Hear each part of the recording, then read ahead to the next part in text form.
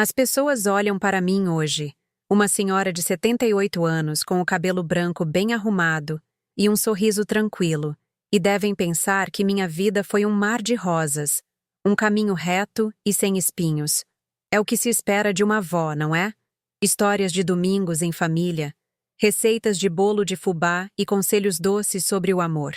Mas o sorriso que eu carrego hoje, minhas queridas, não nasceu da paz, e sim da vitória. Ele foi guardado por décadas, cultivado no silêncio de uma humilhação profunda, esperando o momento certo de florescer. Muitas de vocês podem acreditar que o perdão é o único caminho para curar a alma, que virar a outra face é um ato de nobreza. Eu aprendi, da forma mais dura, que às vezes a justiça não bate à sua porta. Às vezes, você precisa construí-la, tijolo por tijolo, com as próprias mãos, e, acima de tudo, com uma paciência que beira o impossível. Meu nome é Marlene de Souza Santos, e a história que vou contar não é uma fábula com lição de moral. É a verdade crua de como transformei a maior vergonha que uma mulher pode sentir na minha maior conquista. Não espere de mim lágrimas de arrependimento ou discursos sobre como o tempo cura tudo. O tempo, para mim, não foi um médico. Foi um aliado. Um cúmplice silencioso que me permitiu tecer, fio a fio, o plano que mudaria meu destino. Quero que saibam que a mulher que começou essa jornada, uma dona de casa de 32 anos, assustada e dependente, não existe mais. Ela morreu um pouco a cada dia de desprezo para que eu, a Marlene de hoje, pudesse nascer. E eu prometo a vocês, ao final da minha história, vocês entenderão o verdadeiro sabor de um banquete que foi preparado por uma vida inteira, servido com a dignidade que tentaram me roubar. Antes de mergulharmos fundo nas memórias que guardei por tanto tempo, eu gostaria de pedir uma coisinha. Me conta aqui nos comentários de qual cidade, de qual cantinho deste mundo você está me assistindo.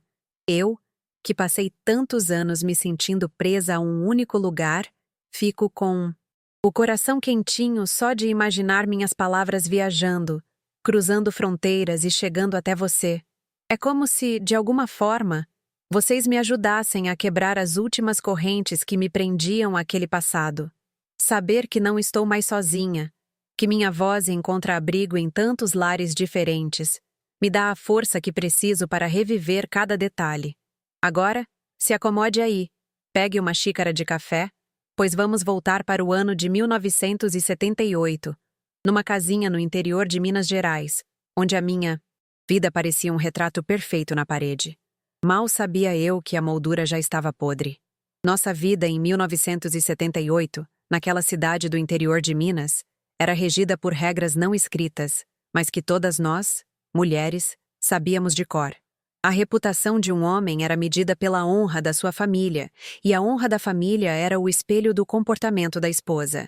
Eu era casada com Roberto, o gerente do único banco da região, o que nos colocava numa espécie de vitrine social. Ser a esposa do gerente era um cargo de tempo integral, sem salário e com uma vigilância constante. As pessoas me cumprimentavam na rua com um respeito que não era para mim, Marlene, mas para a posição que eu ocupava ao lado dele. Eu sentia o peso daqueles olhares na missa de domingo, na fila da padaria, em cada gesto meu. Um passo em falso, uma palavra mal colocada, e a fofoca correria mais rápido que o vento nas ruelas de paralelepípedo. Minha casa era meu reino, meu santuário e, de certa forma, a prova do meu valor. Um sobrado branco de janelas azuis, com um jardim na frente que eu mesma cuidava com um zelo quase doentio. As samambaias penduradas na varanda eram as mais verdes da rua, e o cheiro de café fresco e de cera passada no assoalho era a primeira coisa que se sentia ao cruzar a porta. Nas paredes, os retratos da nossa família feliz. Eu e Roberto no casamento, o batizado dos meninos, as férias na praia. Cada objeto estava ali para compor a cena de uma vida perfeita.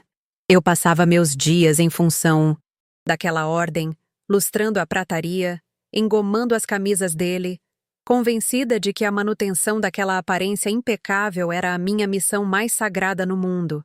a base que sustentava todo o resto. A rotina era meu alicerce. Acordava antes do sol, no primeiro cantar do galo do vizinho, para deixar o café coado e o pão quente na mesa. Roberto gostava de ler o jornal em silêncio, e eu me movia ao redor dele como uma sombra, sem fazer barulho, apenas garantindo que sua xícara estivesse sempre cheia. Depois que ele saía, imponente em seu terno bem passado, a casa ganhava vida com a correria dos meus 2 filhos, Ricardo e Fernando. Dar banho, arrumar para a escola, preparar a lancheira, e então, no silêncio que se seguia, começava a minha outra jornada: a limpeza, a roupa, o preparo do almoço e do jantar. Eram dias longos, repletos de tarefas que se repetiam, mas que me davam uma sensação de propósito, de ser indispensável. Roberto, para mim, era a personificação da segurança. Um homem sério, trabalhador, que cumpria seu papel de provedor com uma competência que todos admiravam. Ele era a muralha que protegia nossa família do mundo. No entanto, olhando para trás, percebo que havia uma distância sutil em seu afeto. Seus elogios eram raros e quase sempre ligados à minha função. "O jantar está ótimo, Marlene." Ou, "A casa está um brinco como sempre."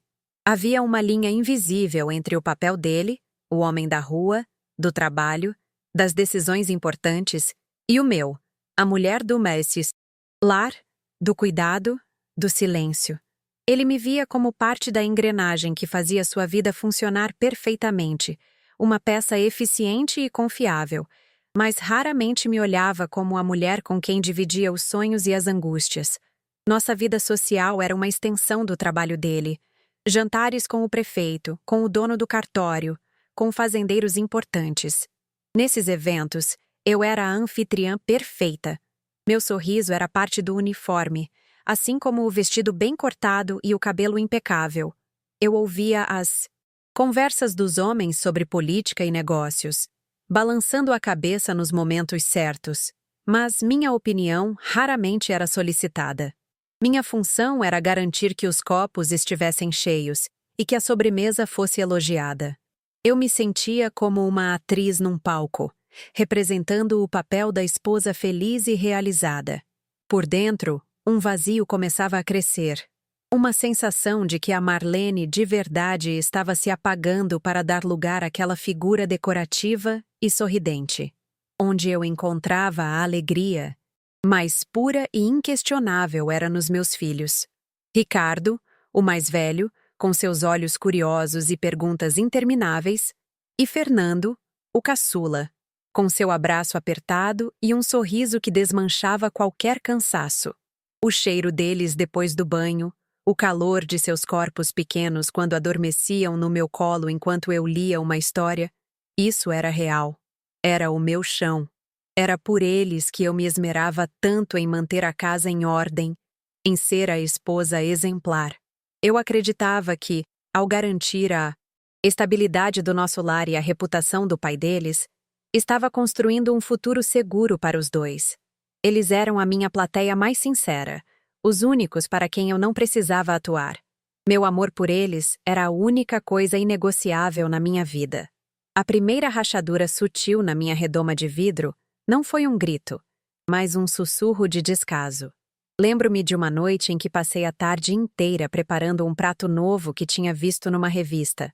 Uma receita complicada que sujou a cozinha inteira. Estava ansiosa pela reação de Roberto. Quando ele chegou, tarde do trabalho, sentou-se à mesa, comeu em silêncio, os olhos fixos num documento do banco que trouxera para casa. Ao final, apenas empurrou o prato e disse: "Estou cansado, vou me deitar." Não houve uma palavra sobre a comida. Naquela noite, enquanto lavava a louça, eu me olhei no reflexo da janela escura e não me reconheci. Senti um frio na alma, a dolorosa percepção de que meu esforço era invisível, parte da paisagem. Invisibilidade era a base da minha dependência. Eu não tinha uma profissão. Tinha parado de estudar quando me casei, como era o costume. Não tinha uma conta no banco em meu nome. Não tinha um centavo que pudesse chamar de meu. Tudo era dele. A casa, o carro, o dinheiro que pagava a comida que eu cozinhava. Essa realidade me acorrentava de uma forma que eu mal ousava admitir para mim mesma. O medo era um companheiro constante. O que seria de mim e dos meus filhos se aquele castelo desmoronasse? A imagem de mulheres separadas na cidade, apontadas na rua, vivendo de favor na casa dos pais, me assombrava. Manter o casamento, a qualquer custo, parecia ser a única opção de sobrevivência digna. As outras mulheres da cidade, em sua maioria, eram guardiãs dessa mesma ordem. Nossas conversas nos portões, enquanto as crianças brincavam, eram sempre sobre assuntos seguros. O preço do tomate, a seca que ameaçava o milho, a festa do padroeiro que se aproximava. Ninguém ousava falar de suas tristezas conjugais, de suas frustrações. Havia uma cumplicidade velada, um pacto de silêncio. Reclamar do marido era como atestar a própria incompetência como esposa. Então, sorríamos umas para as outras, elogiávamos os maridos e guardávamos nossas dores para as longas noites de insônia, cada uma em sua casa, cada uma em sua solidão, acreditando ser a única a se sentir daquele jeito. A solidão era a regra, a partilha era a exceção perigosa. Roberto, por sua vez, florescia sob o sol da admiração pública. Ele não se contentava em ser respeitado. Ele precisava ser reverenciado. Lembro-me de como sua postura mudava quando entrávamos em um lugar público. O peito estufava. A voz ficava mais grave. Ele cumprimentava as pessoas com uma benevolência estudada, como um rei entre seus súditos. Em casa, se eu ousasse discordar de uma opinião dele na frente dos outros, ele me lançava um olhar cortante, um aviso silencioso, para depois dizer em tom de brincadeira: "Ah, essas mulheres e suas ideias." O riso dos outros era como um tapa no meu rosto. Ele diminuía minha inteligência para reafirmar a sua autoridade. E eu, por medo e por hábito, me calava. E assim era a minha vida. Um equilíbrio frágil entre o orgulho do que eu havia construído e uma angústia sem nome que me visitava nas horas vagas. Eu olhava para a fachada branca da minha casa, para as minhas panelas areadas, para os meus filhos dormindo em seus quartos, e tentava me convencer de que era feliz. Eu tinha tudo o que uma mulher da minha época e do meu lugar poderia desejar. Eu era a rainha de um pequeno castelo de cartas, e meu maior medo era que uma lufada de vento mais forte pudesse vir e colocar tudo abaixo. Mal sabia eu que a ventania já estava se formando. E ela tinha nome, rosto, e chegaria em breve, sorrateira, para me pedir emprego. Foi no outono daquele mesmo ano que a necessidade de ter uma ajuda em casa se tornou um assunto frequente. Com os meninos crescendo e a casa exigindo cada vez mais, Roberto sugeriu que contratássemos uma moça. A esposa do gerente do banco não precisa mais lavar o chão, Marlene. Está na hora de você ter uma vida mais tranquila, ele disse, com um tom de generosidade que na época me pareceu genuíno. Foi assim que Lúcia entrou em nossas vidas. Uma moça de 20 anos, vinda de uma cidade vizinha, com olhos vivos e um sorriso que parecia tímido e respeitoso. Eu a recebi de braços abertos, ensinei os segredos da casa, os gostos de cada um, tratando-a quase como uma filha mais nova. Eu mesma a instalei no quartinho dos fundos, arrumando a cama com lençóis limpos, sem imaginar que estava preparando o ninho da serpente que destruiria meu mundo. No início, a presença dela era um alívio, mas logo, uma nova corrente de ar começou a soprar dentro de casa. Uma tensão sutil que eu não conseguia nomear. Eram os olhares que se cruzavam por um segundo a mais do que o necessário sobre a mesa do jantar. Eram os sorrisos trocados entre ela e Roberto quando pensavam que eu não estava olhando. Era a maneira como ele, de repente, passava mais tempo na cozinha, pedindo um copo d'água, fazendo uma piada que só Lúcia parecia entender. Comecei a sentir um nó de gelo no estômago, uma desconfiança que eu tentava afastar, me acusando de ser tola, ciumenta. É coisa da sua cabeça, Marlene. Eu repetia para mim mesma, enquanto o medo, como uma erva daninha, começava a fincar raízes no meu coração. A confirmação veio numa terça-feira à noite, um dia que ficará para sempre gravado, a ferro e fogo na minha memória. Eu tinha acabado de colocar as crianças na cama, dei um beijo na testa de cada um e saí do quarto na ponta dos pés. A casa estava silenciosa. Caminhando de volta para a sala, passei pelo corredor que levava à área de serviço e ao quartinho dos fundos. Foi quando eu ouvi. Não era um barulho alto, era pior. Eram sussurros, seguidos de uma risada abafada, feminina, que eu reconheci imediatamente. Depois, a voz grave do meu marido, baixa e íntima. Fiquei paralisada, a mão na maçaneta da porta da sala. O ar me faltou nos pulmões e eu senti o sangue fugir do meu rosto. Naquele instante, o chão desapareceu sob os meus pés. O retrato na parede da minha vida perfeita tinha acabado de se estilhaçar em 1000 pedaços. Meu primeiro instinto foi o de uma leoa ferida. Uma fúria selvagem, primitiva, subiu pela minha garganta, queimando como brasa. Eu queria arrombar aquela porta, arrancar Lúcia pelos cabelos e jogá-la na rua.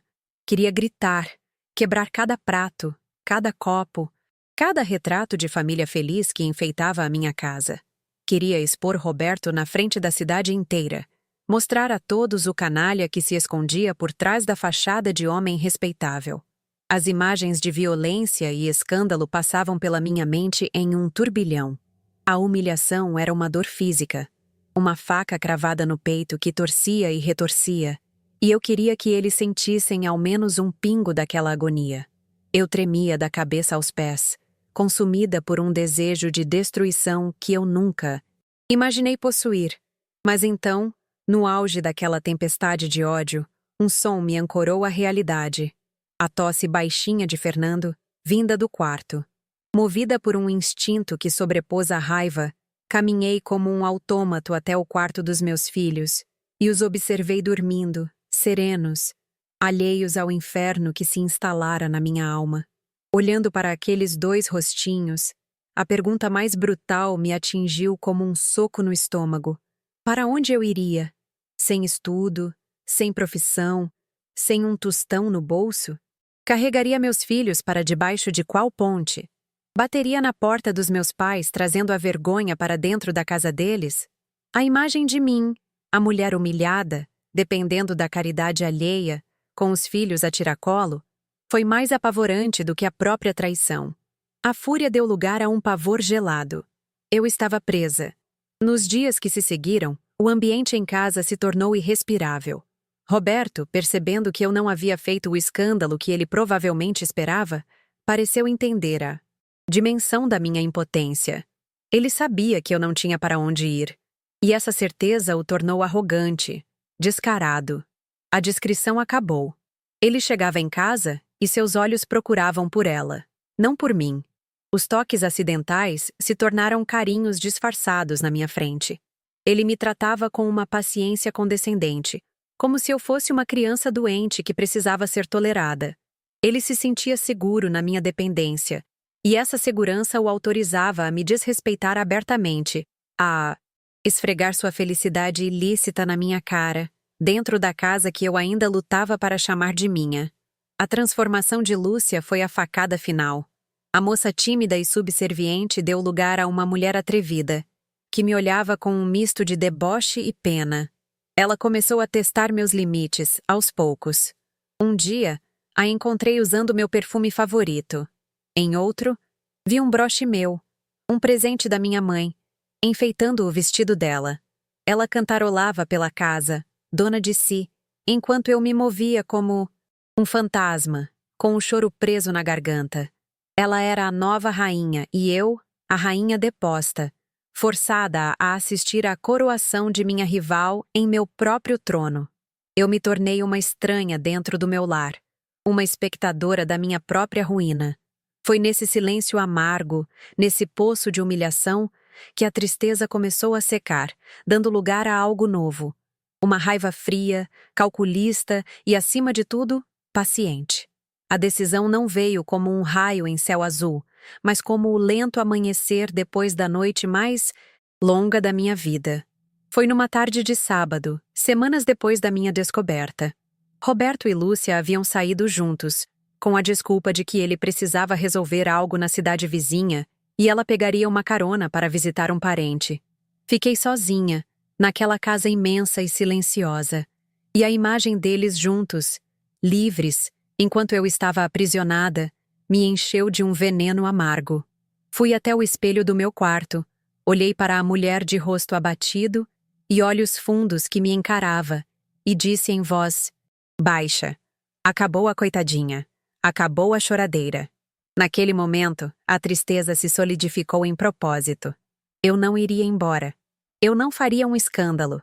Eu iria engolir cada lágrima, cada ofensa, e me tornaria a melhor atriz que aquela cidade já tinha visto. A vingança não seria um ato, seria uma vida. No dia seguinte, comecei minha atuação. Preparei o café da manhã com um sorriso no rosto, algo que não fazia há semanas. Perguntei a Roberto sobre seu dia, sobre o trabalho no banco, com um interesse que o surpreendeu. Ele me olhou desconfiado, procurando o truque, a armadilha.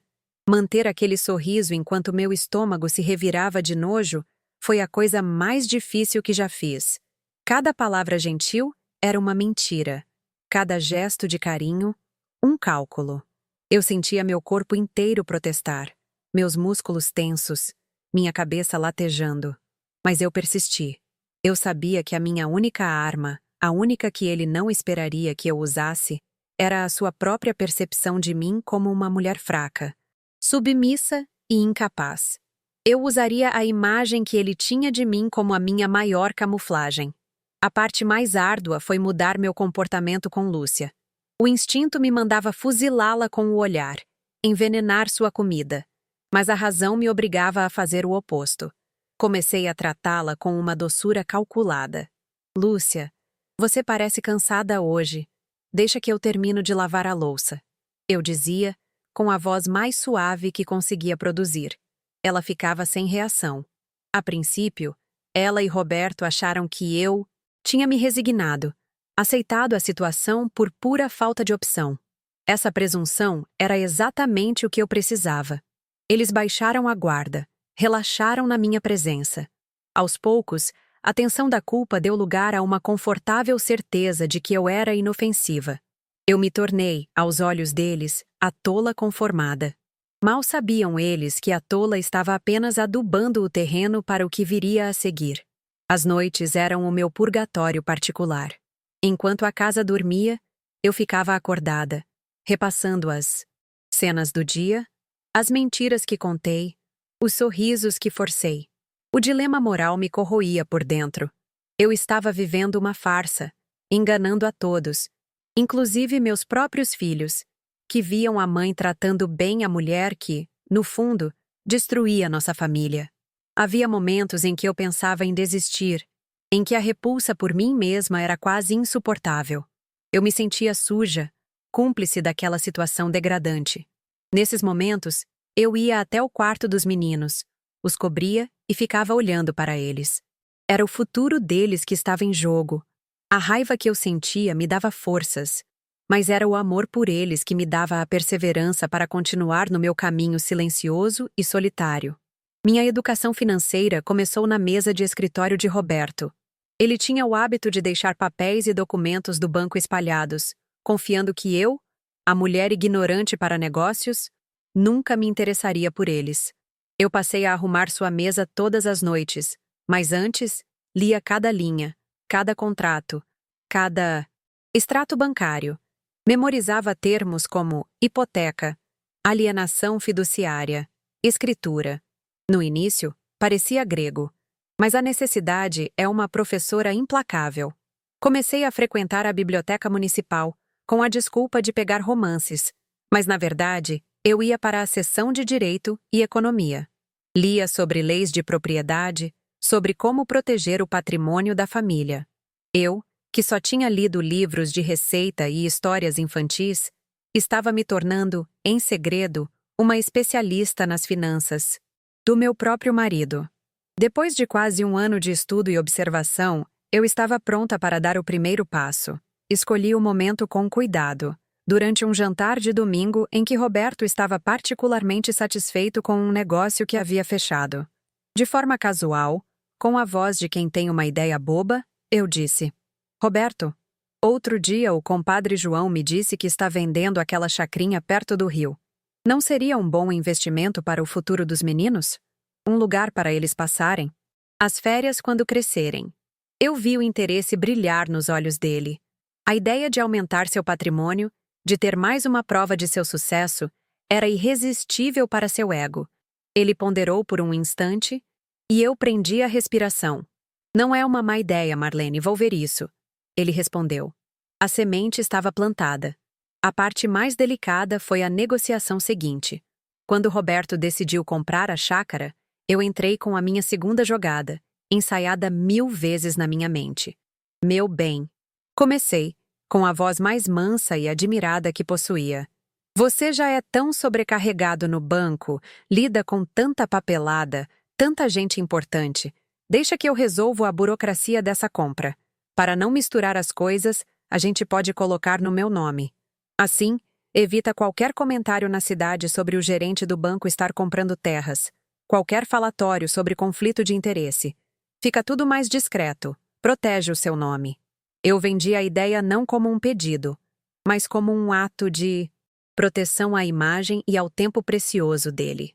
A vaidade era seu calcanhar de Aquiles, e eu mirei exatamente ali. Ele hesitou por um momento, não por desconfiança, mas por puro machismo.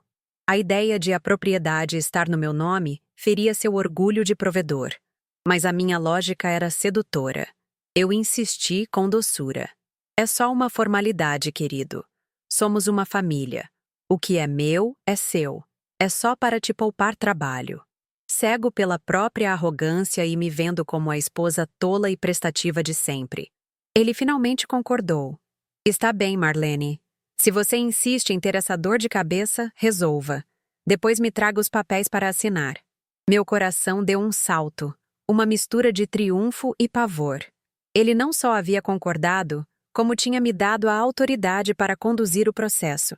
A porta da gaiola tinha acabado de ser destrancada por dentro.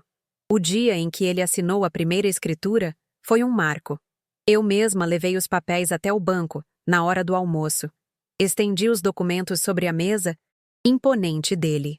Ele pegou a caneta, deu uma olhada superficial no cabeçalho e assinou onde eu apontei, entre uma ligação e outra. A mão dele, tão firme para comandar, era displicente para ler o que selava seu destino. Naquele instante, enquanto eu via a tinta preta marcar o papel, senti uma onda de poder que nunca havia experimentado. A chácara dos nossos filhos era, legalmente, minha. Saí do banco com as pernas trêmulas, mas com a espinha ereta. Aquela não era só uma escritura, era a minha. A pólice de seguro, a primeira pedra da fortaleza que eu estava construindo ao redor de mim e dos meus filhos. Os anos seguintes foram uma longa e penosa performance de normalidade. Meus filhos cresceram, se tornaram adolescentes, e a presença de Lúcia em nossa casa se tornou uma aberração cotidiana. Ela sentava-se à mesa conosco para o jantar, assistia à televisão na sala, opinava sobre a cor da parede. Para os meninos, que cresceram naquela dinâmica, ela era apenas a Lúcia que mora com a... Gente, eu nunca falei uma palavra sobre a traição a eles. Meu silêncio era uma forma de protegê-los, de adiar a dor que eu sabia que um dia eles sentiriam. Viver aquela mentira era um fardo diário. Havia dias em que eu queria largar tudo, mas então eu olhava para os papéis guardados no fundo falso da minha gaveta de costura e reencontrava minha força. Nesse meio tempo, usei a mesma estratégia para convencer Roberto a passar a nossa casa para o meu nome e o dos filhos. A desculpa foi um boato, que eu mesma inventei sobre um novo regulamento bancário que poderia congelar os bens de gerentes em caso de qualquer problema no banco. É só para proteger nosso teto, o lar dos nossos filhos, querido. Uma precaução, eu argumentei, com a testa franzida de falsa preocupação. Cansado e cada vez mais acomodado na sua posição, ele mal questionou. Assinou os papéis como quem assina um recibo de supermercado. Ele via minhas iniciativas como um excesso de zelo, uma preocupação feminina e inofensiva. Aos olhos dele, eu estava apenas cuidando do ninho, sem perceber que, na verdade, estava me tornando a única dona da árvore inteira. A vida seguia seu curso bizarro. Eu organizava as festas de aniversário dos meninos, e Lúcia ajudava a servir os convidados. Eu ia às reuniões de pais e mestres, enquanto ela ficava em casa, cuidando do jantar que Roberto comeria mais tarde. Nós duas envelhecemos sob o mesmo teto, em uma guerra fria e silenciosa.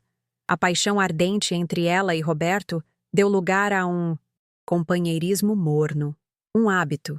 Ela, que um dia me olhou com deboche, agora me tratava com uma espécie de indiferença autoritária, como se eu fosse uma parente idosa e um pouco senil que eles tinham a obrigação de aturar. Ela se sentia segura, vitoriosa. Em sua mente, ela era a verdadeira mulher da casa, e eu, apenas um fantasma do passado. Com o dinheiro da venda de umas cabeças de gado da chácara, que eu administrava com mão de ferro, comecei a fazer pequenos investimentos em meu nome.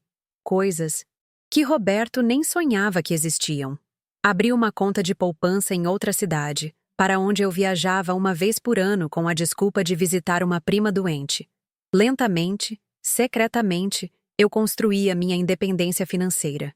Aprendi a entender o mercado, a conversar com outros fazendeiros, a negociar. A mulher que antes tinha medo de ir à padaria sozinha, agora fechava negócios por telefone. Essa transformação acontecia nas sombras, enquanto em casa eu continuava a ser a Marlene de sempre, a esposa dedicada que servia o café e sorria. Os jantares em família eram as provas de fogo mais cruéis. Meus pais e meus sogros vinham nos visitar nos feriados, e a mesa era posta com a melhor toalha. Lúcia servia, de cabeça baixa, e todos fingiam que ela era apenas uma empregada muito antiga e de confiança. Os sorrisos, as conversas sobre o tempo, as risadas forçadas, tudo era um teatro macabro. Eu sentia o olhar da minha mãe sobre mim, um olhar de pena e preocupação, mas ela nunca ousou perguntar. Ninguém ousava. Manter as aparências era a lei maior. E eu, a diretora e atriz principal daquela peça, sentia meu estômago embrulhar a cada garfada, mas mantinha o queixo erguido e o sorriso no lugar. A relação de Roberto com os filhos também mudou com o tempo. Conforme os meninos cresciam e desenvolviam suas próprias opiniões, ele se distanciava. Era um pai provedor, mas ausente nos detalhes, nas conversas importantes. Era eu quem ficava acordada esperando eles voltarem das festas, quem ouvia sobre a primeira desilusão amorosa, quem ajudava com o dever de casa. Roberto estava ocupado demais sendo o gerente do banco e mantendo sua vida dupla em casa. Ele terceirizou para mim a criação emocional dos nossos filhos, sem perceber que, com isso, me dava o laço mais forte que uma mãe pode ter com seus herdeiros, uma lealdade que dinheiro nenhum compraria. Lúcia, por sua vez, tentou se aproximar dos meninos, talvez numa tentativa de solidificar seu lugar. Comprava presentes, oferecia conselhos, mas eles sempre a mantiveram a uma distância polida.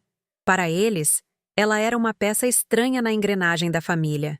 Eles eram educados, mas nunca afetuosos. Ela não era a mãe deles, e nunca seria. Vejo hoje que a presença constante e silenciosa dela e a minha recusa em validá-la como algo mais que uma funcionária criou um muro invisível que ela nunca conseguiu transpor. Ela podia ter o corpo do meu marido, mas nunca teve o coração dos meus filhos. Ela nunca pertenceu de verdade àquela família. Houve um momento em que quase fui descoberta. Roberto, precisando de dinheiro para um investimento pessoal, decidiu que venderia a chácara. Marlene, prepare os papéis daquela nossa terrinha. Vou passá-la adiante. Ele disse, como se fosse a coisa mais simples do mundo. Senti um pânico gelado. Eu não podia vender. A chácara era a minha maior garantia. Pensei rápido. Usei a emoção. Roberto, não! A chácara é a única herança que vamos deixar para os meninos. É o futuro deles. Vender o futuro dos nossos filhos por um capricho seu? Eu chorei. Fiz um drama. Apelei para o seu senso de dever paternal. Surpreso com a minha reação veemente, e para evitar mais uma cena de mulher, ele recuou. Está bem, esqueça isso, ele resmungou. foi por pouco. A rotina da casa se tornou a minha aliada. A previsibilidade dos dias, das semanas, dos anos, me permitiu trabalhar em silêncio.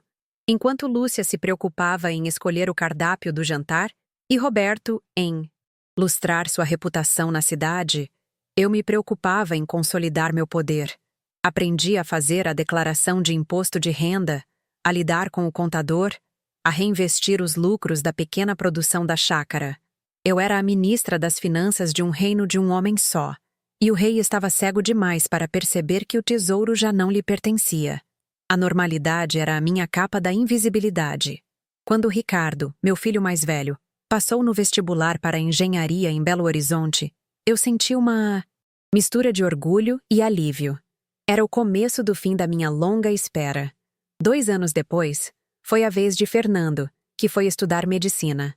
A casa, antes cheia de vida e do barulho deles, ficou grande e silenciosa.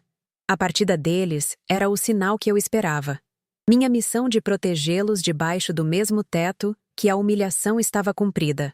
Eles já tinham asas, já sabiam voar. Agora, a gaiola que me prendia não era mais para protegê-los, e sim para aprisionar meus algozes. A solidão do ninho. Vazio para mim não foi triste. Foi o prenúncio da liberdade. Roberto e Lúcia também sentiram a mudança. Sem a presença dos meninos como um amortecedor, o vazio entre nós 3 se tornou mais palpável. A casa ficou grande demais. O silêncio era quebrado apenas pelo som da televisão ou por conversas monossilábicas. Eles se acomodaram em sua vidinha, um casal de meia-idade, sem o fogo da paixão proibida, apenas com o conforto do hábito. Ele, envelhecido, com a barriga saliente e o cabelo rareando. Ela, com o rosto marcado pelo tempo e pela amargura de nunca ter sido oficialmente a senhora da casa. Eu os observava, de longe, como um cientista observa sua cultura de bactérias no microscópio. Sem ódio, sem paixão, apenas com a frieza de quem está prestes a concluir um experimento muito longo. O plano final começou a tomar forma. Eu não precisava mais fingir. Eu precisava apenas esperar o momento certo. Em uma das minhas viagens para a prima doente, fui a uma cidade maior e consultei um advogado apenas para ter certeza de que todos os meus documentos estavam em ordem, que não havia nenhuma brecha, nenhum erro. Paguei a consulta com meu próprio dinheiro, o dinheiro que Roberto nem sabia que eu tinha. O advogado confirmou. Minha senhora, pela lei, tudo isso aqui é seu. A senhora é a única proprietária. Saí do escritório sentindo o peso de 20 anos se dissolver das minhas costas. A atriz estava prestes a sair de cena para que a verdadeira dona da história pudesse, finalmente, assumir o palco. Eu passei a observar Roberto com outros olhos. O homem que antes me intimidava, que me fazia sentir pequena e impotente, agora me parecia apenas patético. Sua arrogância era uma casca oca, sua autoridade, uma ilusão que eu mesma ajudei a sustentar por todos aqueles anos. Ele dependia de mim para tudo, para encontrar suas meias, para lembrar do aniversário da mãe dele, para administrar a casa que ele pensava ser sua. Ele não era uma muralha. Era um homem frágil, dependente do conforto e da ordem que eu proporcionava. E Lúcia era sua bengala, seu prêmio de consolação. A percepção da fraqueza deles foi o que me deu a calma final para o que estava por vir. Em 1997, quase 20 anos depois de Lúcia ter entrado na minha casa, eu sabia que a hora havia chegado. Meus filhos estavam encaminhados, independentes financeiramente. Eu tinha meu próprio patrimônio, minha segurança garantida. Roberto estava prestes a se aposentar do banco, o que significava que seu poder e sua influência na cidade iriam diminuir drasticamente. E eu estava pronta. Eu não sentia mais a fúria da mulher traída. Eu sentia a tranquilidade de uma estrategista que vê todas as peças do tabuleiro exatamente onde planejou. O banquete da minha vingança estava pronto. Faltava apenas convidar os comensais para a mesa. Numa sexta-feira, fui ao cartório e tirei cópias autenticadas de todas as escrituras e documentos. Em casa, as coloquei em um grande envelope pardo. No sábado, fui até a rodoviária e comprei uma passagem de ônibus para a cidade natal de Lúcia. Apenas de ida. Para a segunda-feira seguinte. O bilhete azul, simples e barato, parecia o objeto mais poderoso do mundo em minhas mãos. Guardei-o junto com os documentos. No domingo, preparei o almoço de sempre. Assisti à televisão com eles na sala. Fui a esposa dócil e a patroa serena pela última vez. Por dentro, eu não sentia nervosismo, apenas uma calma profunda. A calma de quem sabe que a justiça, embora tardia, está prestes a ser servida. Continua. Naquela segunda-feira, o sol nasceu como em qualquer outro dia, mas para mim, ele iluminava um novo mundo. A rotina da manhã foi executada com a precisão de um ritual sagrado. Servi o café de Roberto, entreguei o jornal e o observei sair para o trabalho. O mesmo homem de sempre, no mesmo terno de sempre, completamente alheio ao fato de que estava deixando seu reino pela última vez.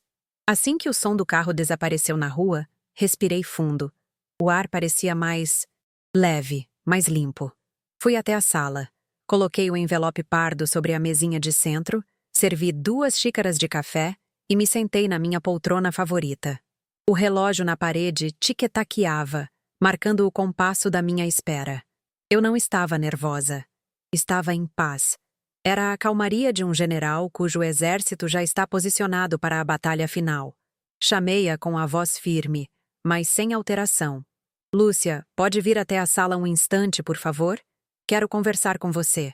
Ouvi seus passos vindo da cozinha, arrastados, um sinal de enfado. Ela entrou na sala secando as mãos em um pano de prato, com uma expressão de quem foi interrompida de um serviço importante. Ela olhou para as xícaras de café, para mim, e arqueou uma sobrancelha, esperando a ordem do dia. Talvez uma queixa sobre a poeira nos móveis, ou uma instrução para o almoço. A normalidade daquela cena, o abismo entre a expectativa dela e a minha intenção, era a essência de tudo o que eu havia planejado. Ela se via como a rocha, e eu como a água que bateria inutilmente contra ela. Ofereci a ela a xícara de café, que ela recusou com um gesto de mão.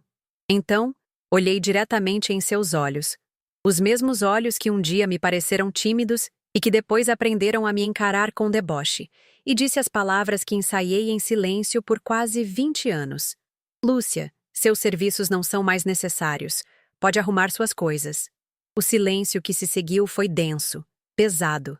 Por um segundo ela apenas me encarou, processando a frase. E então ela riu. Não foi um sorriso. Foi uma gargalhada curta, debochada, cheia da confiança que os anos de impunidade lhe deram. Uma risada que dizia que eu era louca, patética. Uma rainha de um reino que não me pertencia mais. A senhora bebeu hoje, dona Marlene? Ela disse, com o veneno escorrendo em cada sílaba. Acho que a idade está lhe afetando a cabeça. Quem manda nesta casa, quem decide quem fica e quem sai, é o Roberto. E eu sei muito bem que ele não vai me mandar embora. Se tem alguém aqui que está sobrando, com certeza não sou eu. Ela cruzou os braços, em uma postura de desafio, de poder. Naquele momento, ela era a personificação de cada humilhação que sofri. Ela não era apenas a amante do meu marido. Ela era o símbolo da minha aparente derrota, e se deliciava com isso. Ela estava tão segura da minha impotência que nem sequer considerou a possibilidade de haver algo por trás das minhas palavras. Foi então que, sem dizer uma palavra, eu empurrei o grande envelope, pardo sobre a mesa na direção dela. Abra, eu disse com a voz baixa e neutra. A arrogância em seu rosto deu lugar a uma curiosidade desconfiada. Ela pegou o envelope, as mãos um pouco hesitantes pela primeira vez, e o abriu. Vi seus olhos passarem rapidamente pelos documentos, pelas assinaturas, pelos selos do cartório. Seu rosto começou a mudar. A cor sumiu. A boca se entreabriu. O deboche foi substituído por uma confusão pálida, que lentamente se transformava em pânico. Como pode ver, eu... Continuei, no mesmo tom calmo. A casa é minha. A chácara que vocês tanto gostam de frequentar nos fins de semana também é minha. O dinheiro que paga a comida que você come e o teto que te abriga está todo em meu nome. Eu a deixei absorver o choque por um instante, o tempo suficiente para que a realidade a nocauteasse por completo. Então, deslizei pela mesa o último item, a passagem de ônibus azul. E esta, eu disse, dando ênfase a cada palavra, é a sua única forma de voltar para a sua cidade. A passagem é só de ida. O ônibus sai amanhã bem cedo. Se essa parte da minha história te tocou, a visão daquela mulher perdendo a arrogância no rosto, a máscara de poder se desfazendo até sobrar apenas o desespero nu, deixa seu comentário. Eu leio cada palavra com um carinho imenso, pois o apoio de vocês me lembra que a solidão daquela época ficou para trás e que a minha voz finalmente encontrou um eco de compreensão e força. Não houve gritos, não houve escândalo. A reação dela foi o silêncio. Um silêncio pesado, de derrota absoluta. Ela olhou dos papéis para o meu rosto, procurando algum sinal de blefe, alguma hesitação, e não encontrou nada além de uma calma inabalável. Ela se levantou, as pernas trêmulas, e caminhou como um zumbi para o quartinho dos fundos. O mesmo quartinho onde minha felicidade havia morrido tantos anos antes. Fiquei sentada na sala, ouvindo o som abafado de gavetas se abrindo e fechando. 1 hora depois, ela passou por mim, carregando 2 malas, velhas, o rosto inchado e vermelho, sem me dirigir o olhar. Eu a vi cruzar a porta da frente e caminhar pela rua, até virar a esquina e desaparecer. A ventania que um dia ameaçou meu castelo de cartas finalmente tinha passado. As horas seguintes foram as mais longas e, ao mesmo tempo, as mais serenas da minha vida. Eu não arrumei a casa. Não tirei as xícaras de café da mesa. Deixei as 2 malas de Lúcia ali, ao lado da porta de entrada, como um troféu silencioso, uma declaração de guerra, vencida. O sol da tarde entrava pela janela, iluminando as partículas de poeira no ar, e a casa parecia respirar pela primeira vez em 20 anos. Eu não sentia euforia, não sentia alegria. Sentia algo muito mais profundo, um senso de ordem restaurada. O sentimento de que o mundo, o meu pequeno mundo, finalmente tinha voltado a se encaixar no eixo certo. Eu apenas esperei, sabendo que o último ato daquela peça ainda estava por acontecer. Quando ouvi o barulho do carro de Roberto estacionando na garagem, meu coração não acelerou. Ele entrou em casa, assobiando uma melodia qualquer, cansado do trabalho. O assobio morreu em seus lábios no instante em que ele viu as malas. Seu rosto se contorceu em confusão. Ué, a Lúcia vai viajar? Ele perguntou, olhando ao redor. Seus olhos finalmente me encontraram, sentada na poltrona.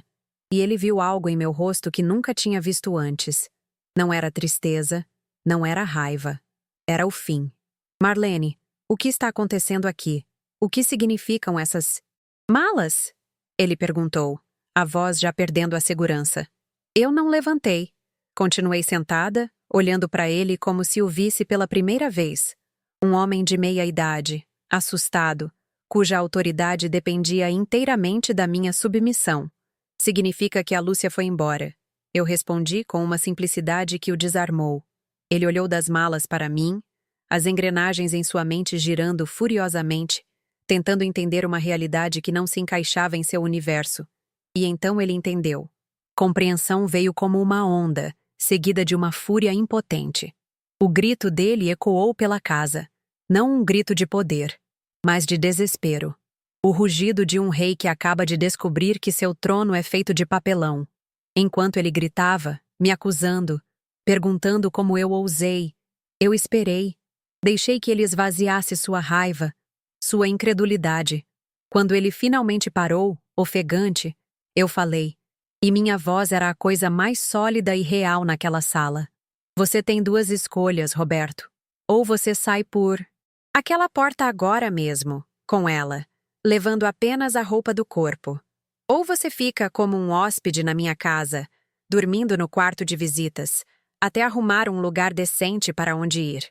Eu o vi murchar.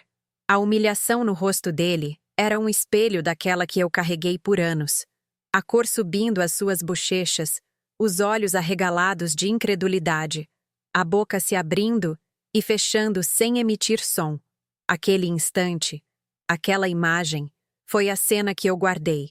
Foi o pagamento por cada noite em claro, por cada lágrima engolida.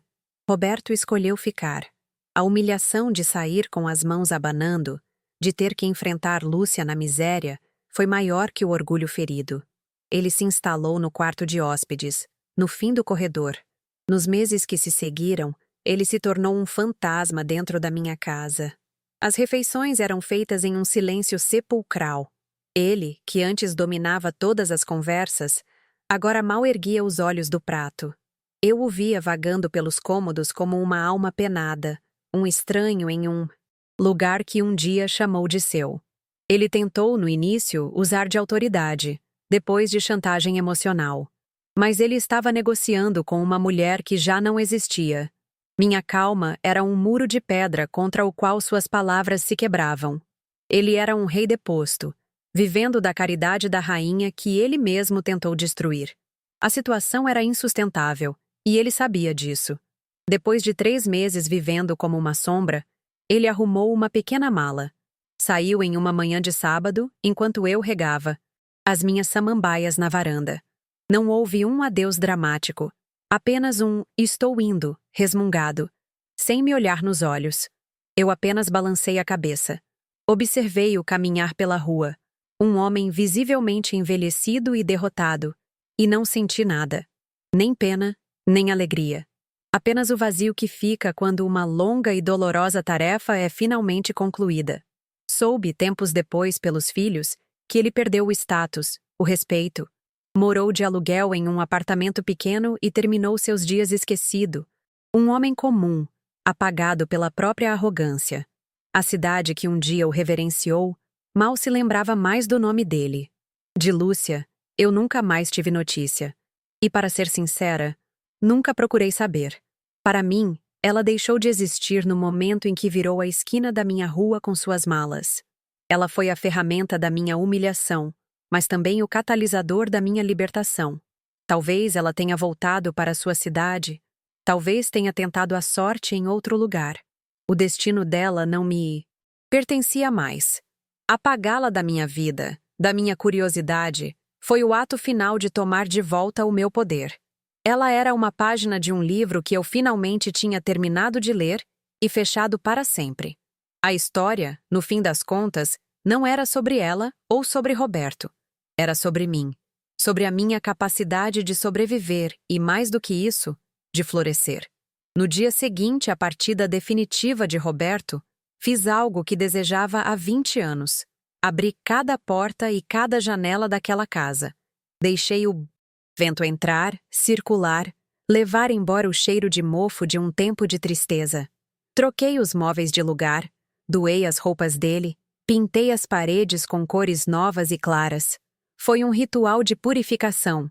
Logo depois, vendi a chácara e, com o dinheiro, que era meu por direito e por estratégia, comecei a investir. Viajei para a praia, senti o cheiro do mar, algo que só conhecia por fotos. Fui para o Rio de Janeiro, para São Paulo. Conheci lugares, pessoas, comidas. A cada nova experiência, eu sentia a Marlene assustada e dependente se desfazendo, dando lugar a uma mulher que era dona do seu próprio tempo e dos seus próprios desejos. Hoje, aos 78 anos, olho ao redor e vejo a beleza da vida que construí das cinzas. Esta mesma casa, que um dia foi o palco da minha maior dor, hoje é o meu porto seguro, cheio de alegria. O som que ecoa por estes corredores não é mais o de sussurros e risadas abafadas, mas sim as gargalhadas dos meus netos, que correm por aqui com a liberdade que eu lutei tanto para conquistar.